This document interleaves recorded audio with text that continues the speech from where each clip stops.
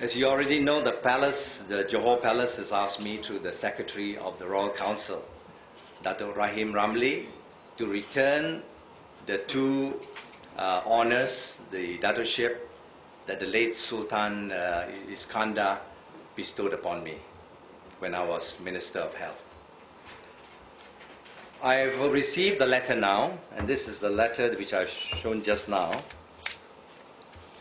I've received the letter now, which I received on the 15th of June from the Secretary of the Royal Council of Johor.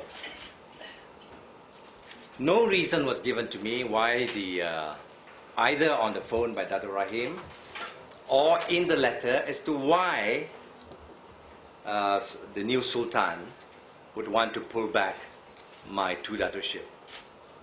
In fact, I received two phone calls from Abdul Rahim. The first phone call was on the 8th of June, and the second one was on the 10th of June. And I notified Abdul Rahim I still had not received the letter. And until I receive the letter, I will not return the two medals that were given to me, the DPMJ and the SPMJ. But I did remind Abdul Rahim, actually, the late Tuanku Iskandar bestowed upon me not only two medals or two pingat, two honours, but actually he gave me three during the course of my career as a politician and as a member of the administration for 15 years. There were three. And I reminded him, Dato, there's another pingat. That is the PRS. Do you want me to return that as well? And he replied, yes, yes, we want it back. So I said, with an open heart and with gladness, I will return all three medals to the Istana Johor. As the Soviet saying goes, naked I came forth from my mother's womb, and naked I shall return.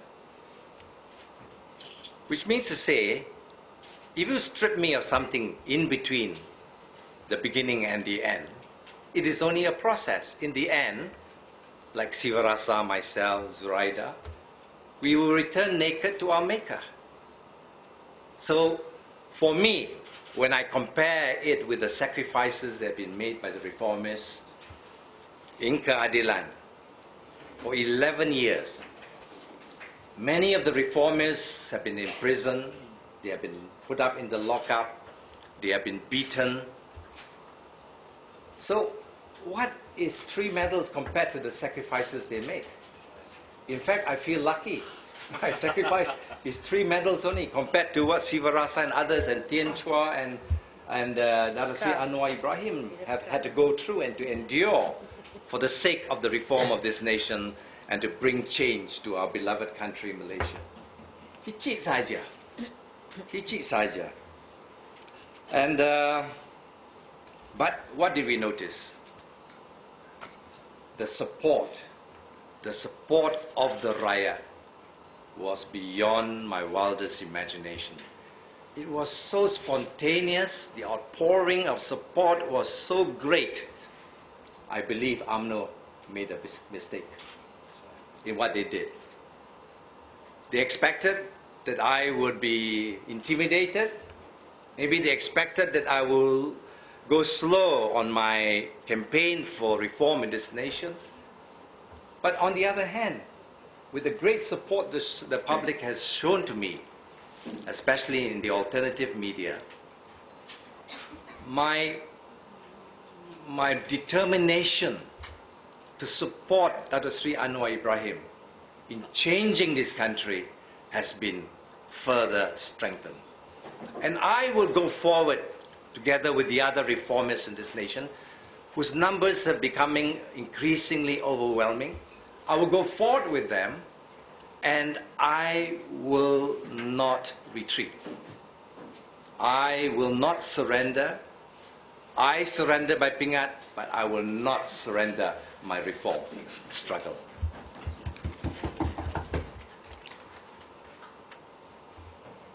I believe that the response of the public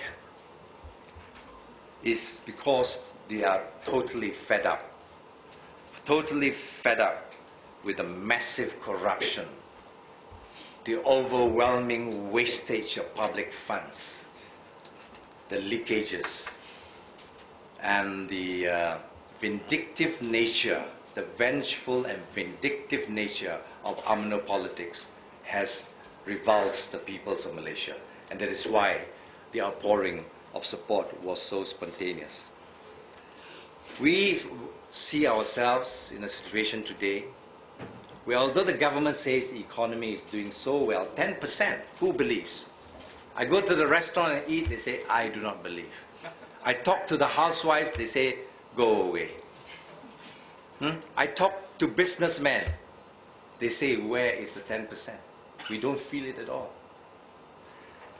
The country is in the process of being made bankrupt by the great waste and corruption of this government.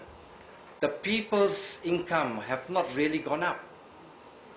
But the cost of living has gone up so immensely. You ask the housewives, my wife tells me, from the vegetable to the meats to the fish, everything has gone up. Petrol has gone up, and the government threatens to withdraw more subsidy from the people.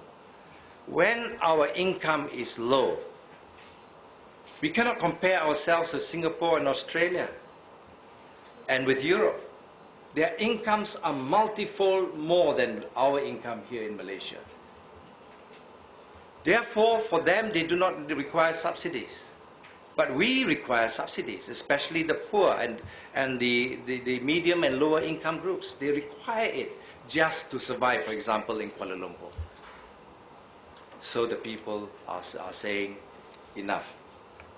Enough. So, as in football, as we know, is such great attraction for people now with the World Cup series. I go to a restaurant the other day, and the restaurant was empty, and I asked the owner of the restaurant, what happened to the people? World Cup. World Cup. Everything is World Cup. So I would like to borrow some terminology from football, which is, in the last general election, the people have already shown a yellow card to UMNO Barisan Nasional. In the next election, I am convinced, after my interaction with so many people throughout the country after I joined Keadilan, the people will show UMNO Barisan Nasional a red